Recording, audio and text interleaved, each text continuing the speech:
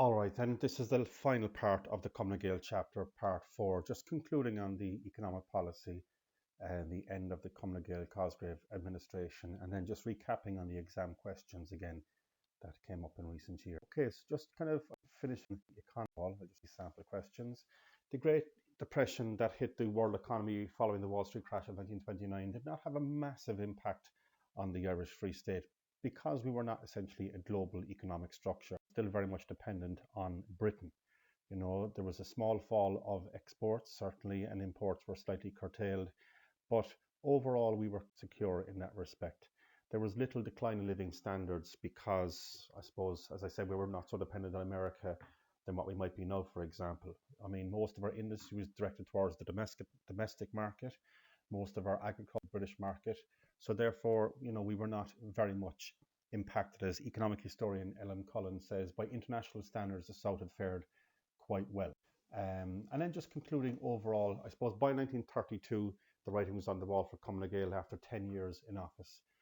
In 1927, Fianna Fáil had come into the Dáil after being out in the cold for a year, and before that, Sinn Féin anti-treaty candidates. Also, they had set up their own newspaper called the Irish Press, which was a national newspaper, which was now offering proper critique of the Cumann Gael policies and offering a more radical, I suppose, policy in relation to social and economic matters in particular, and indeed, of course, Anglo-Irish issues as well.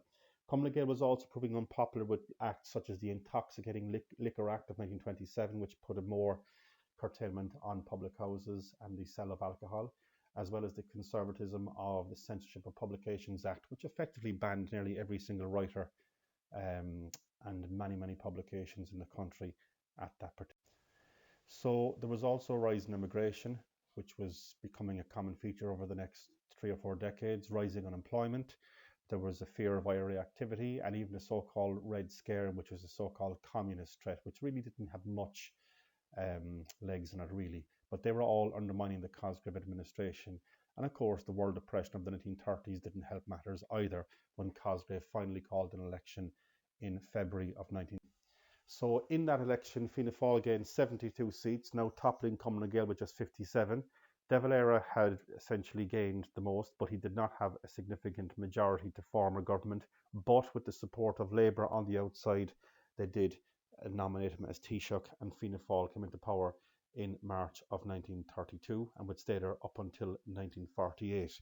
So the Free State government under W.T. Cosgrave and Cumann Gael were no more. And I suppose just before we look at the sample questions, I mean, again, I would say keep an eye out for things like Anglo-Irish relations every year, social and economic policy, big time, I would think as well.